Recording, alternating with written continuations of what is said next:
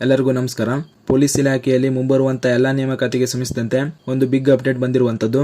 ಅದೇನೆಂದರೆ ನೀವು ಸ್ಕ್ರೀನ್ ಮೇಲೆ ಕಾಣ್ತಾ ಇರೋ ಹಾಗೆ ಪೊಲೀಸ್ ಇಲಾಖೆಯಲ್ಲಿ ಮುಂಬರುವಂತ ಎಲ್ಲಾ ನೇಮಕಾತಿಗಳಲ್ಲಿ ಪ್ರತ್ಯೇಕವಾಗಿ ಎಲ್ಲಾ ನೇಮಕಾತಿಯಲ್ಲಿ ಹಲವಾರು ಬದಲಾವಣೆಗಳನ್ನು ಮಾಡಲಾಗಿರುವಂತದ್ದು.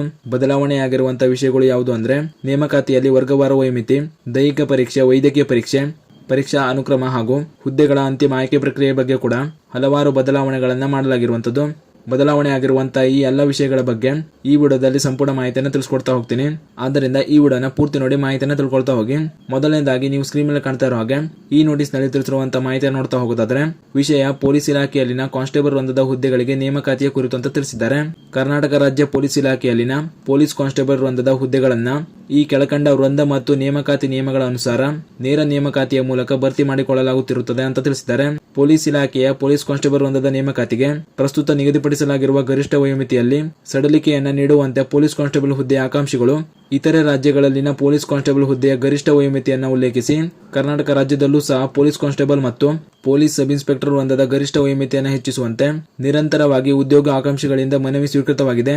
ಅಲ್ಲದೆ ಸಿವಿಲ್ ಸಶಸ್ತ್ರ, ಕೆಎಸ್ಐ, ಎಸ್ಎಫ್, ಕೆಎಸ್ಆರ್ಪಿ, ಐಆರ್ಬಿ, ಎಪಿಬಿಬಿ, ನಿಸ್ತಂತು ರಾಜ್ಯ ಗುಪ್ತವಾರ್ತೆ ಹಾಗೂ ಸಿಐಡಿ ಘಟಕಗಳ ನೇರ ನೇಮಕಾತಿ, ಪಿಎಸ್ಐ, ಡಿಎಸ್ಐ ಮತ್ತು ಪೊಲೀಸ್ ಕಾನ್ಸ್ಟೇಬಲ್ ವೃಂದದ ಹುದ್ದೆಗಳ ನೇಮಕಾತಿಯಲ್ಲಿ ವಯೋಮಿತಿ, ವೈದ್ಯಕೀಯ ಪರೀಕ್ಷೆ, ಪರೀಕ್ಷಾ ಅನುಕ್ರಮ, ಪೂರಕ ಪರೀಕ್ಷೆಯ ಅವಕಾಶ, ಪಠ್ಯಕ್ರಮ, ದೇಹದಾಂಡ್ಯತೆ ಮತ್ತು ಸಹಿಷ್ಣುತೆ ಪರೀಕ್ಷೆ, ನೇಮಕಾತಿ ಆದೇಶ ನೀಡುವ ವಿಧಾನ ಮತ್ತು ಹೆಚ್ಚುವರಿ ಆಯ್ಕೆ ಪಟ್ಟಿಗೆ ಸಂಬಂಧಿಸಿದಂತೆ ನಿಯಮಗಳಲ್ಲಿ ಏಕರೂಪತೆಯನ್ನು ಅಳವಡಿಸಲು ಪೂರಕವಾಗುವಂತೆ ವೃಂದ ಮತ್ತು ನೇಮಕಾತಿ ನಿಯಮಗಳನ್ನು ಮಹಾನಿರ್ದೇಶಕರು ಹಾಗೂ ಪೊಲೀಸ್ ಮಹಾನಿರೀಕ್ಷಕರು ಕರ್ನಾಟಕ ರಾಜ್ಯ ಬೆಂಗಳೂರವರ ಮೇಲೆ ಓದಲಾದ ಪ್ರಸ್ತಾವನೆಯೊಂದಿಗೆ ಒದಗಿಸಲಾಗಿರುತ್ತದೆ. ಮೇಲ್ಕಂಡ ಅಂಶಗಳ ಹಿನ್ನೆಲೆಯಲ್ಲಿ ಪೊಲೀಸ್ ಕಾನ್ಸ್ಟೇಬಲ್ ವೃಂದದ ನೇಮಕಾತಿಯ ವಿಧಾನ ಹಾಗೂ ಅರ್ಹತೆಯನ್ನ ಈ ಕೆಳಕಂಡಂತೆ ಪರಿಷ್ಕರಿಸಿ ಆದೇಶಿಸಲಾಗಿರುತ್ತದೆ ಅಂತ ತಿಳಿಸಿದ್ದಾರೆ.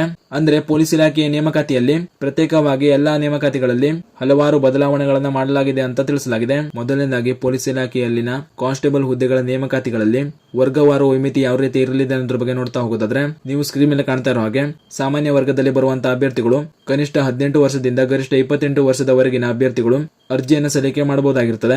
SC, ST, OBC ವರ್ಗದಲ್ಲಿ ಬರುವಂತಹ ಅಭ್ಯರ್ಥಿಗಳಿಗೆ ಕನಿಷ್ಠ 18 ವರ್ಷದಿಂದ ಗರಿಷ್ಠ 30 ವರ್ಷದವರೆಗಿನ ವಯೋಮಿತಿ ಇರಲಿದೆ. ಅರಣ್ಯ ಬುಡಕಟ್ಟು ವರ್ಗದಲ್ಲಿ ಬರುವಂತಹ ಅಭ್ಯರ್ಥಿಗಳಿಗೆ 18 ರಿಂದ 33 ವರ್ಷದವರೆಗಿನ ವಯೋಮಿತಿ ಸಡಿಲಿಕೆ ಇರಲಿದೆ. ಅದೇ ರೀತಿ ಸರ್ವಿಸ್ ನಲ್ಲಿ ಇರುವಂತಹ ಸಾಮಾನ್ಯ ವರ್ಗದ ಅಭ್ಯರ್ಥಿಗಳಿಗೆ ಕನಿಷ್ಠ 24 ವರ್ಷದಿಂದ ಗರಿಷ್ಠ 33 ವರ್ಷದವರೆಗಿನ ವಯೋಮಿತಿ ಇರಲಿದೆ.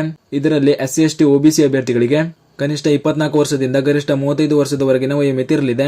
ಹೀಗೆ ಪೊಲೀಸ್ ಇಲಾಖೆಯಲ್ಲಿ ಮುಂಬರುವಂತಹ ಕಾನ್ಸ್ಟೇಬಲ್ ಹುದ್ದೆಯ ಎಲ್ಲಾ ನೇಮಕಾತಿಯಲ್ಲಿ ಈ ರೀತಿಯ ವರ್ಗವಾರು ವಯೋಮಿತಿ ಇರಲಿದೆ.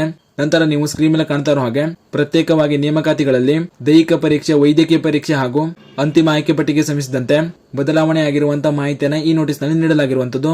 ಈ ನೋಟಿಸ್ ನಲ್ಲಿ ಕಾನ್ಸ್ಟೇಬಲ್ ಹುದ್ದೆಗಳ ಎಲ್ಲಾ ನೇಮಕಾತಿಗಳಲ್ಲಿ ಬದಲಾವಣೆ ಮಾಡಲಾಗಿರುವಂತಹ ಎಲ್ಲಾ ವಿಷಯಗಳ ಬಗ್ಗೆ ಮಾಹಿತಿಯನ್ನು ನೀಡಲಾಗಿದೆ. ಈ ವಿಡಿಯೋದಲ್ಲಿ ನಾನು ಕೇವಲ ವರ್ಗವಾರು ವಯೋಮಿತಿ ಬಗ್ಗೆ ಮಾತ್ರ ಮಾಹಿತಿಯನ್ನು ನೀಡಿದ್ದೇನೆ. ನಿಮಗೆ ಪ್ರತ್ಯೇಕವಾಗಿ ಎಲ್ಲಾ ಕಾನ್ಸ್ಟೇಬಲ್ ಹುದ್ದೆಗಳ ನೇಮಕಾತಿಗಳಲ್ಲಿ ಬದಲಾವಣೆ ಆಗಿರುವಂತಹ ವಿಷಯಗಳ ಬಗ್ಗೆ ಈ ನೋಟಿಸ್ ನ ಡೌನ್ ಮಾಡಿ ನೋಡ್ಕೊಳ್ಬಹುದು. ಈ ನೋಟಿಸ್ ನ ನಮ್ಮ ಟೆಲಿಗ್ರಾಮ್ ಚಾನಲ್ ನಲ್ಲಿ ಹಾಕಿರ್ತೀನಿ. ಟೆಲಿಗ್ರಾಮ್ ಲಿಂಕ್ ನಾನು ಡಿಸ್ಕ್ರಿಪ್ಷನ್ ನಲ್ಲಿ ಹಾಕಿದ್ದೀನಿ, ನೋಡ್ಕೊಳ್ಳಿ. ಅಲ್ಲಿಂದ ಈ ನೋಟಿಸ್ ನ ಡೌನ್ ಮಾಡಿಕೊಂಡು ಪ್ರತ್ಯೇಕವಾಗಿ ನೀವು ಅರ್ಜಿ ಸಲ್ಲಿಸಲು ಬಯಸುವಂತಹ ನೇಮಕಾತಿಗಳಲ್ಲಿ ಬದಲಾವಣೆ ಆಗಿರುವಂತಹ ಅಂಶಗಳ ಬಗ್ಗೆ ಮಾಹಿತಿಯನ್ನು ನೋಡ್ಕೊಳ್ಳಿ. ಹಾಗೂ ಈ ಮಾಹಿತಿಯನ್ನ ಪೊಲೀಸ್ ಇಲಾಖೆಯ ನೇಮಕಾತಿಗಾಗಿ ಕಾಯ್ತಾ ಇರುವಂತಹ ನಿಮ್ಮ ಸ್ನೇಹಿತರಿಗೆ ಶೇರ್ ಮಾಡಿ, ಅವರು ಕೂಡ ತಿಳಿಸಿ.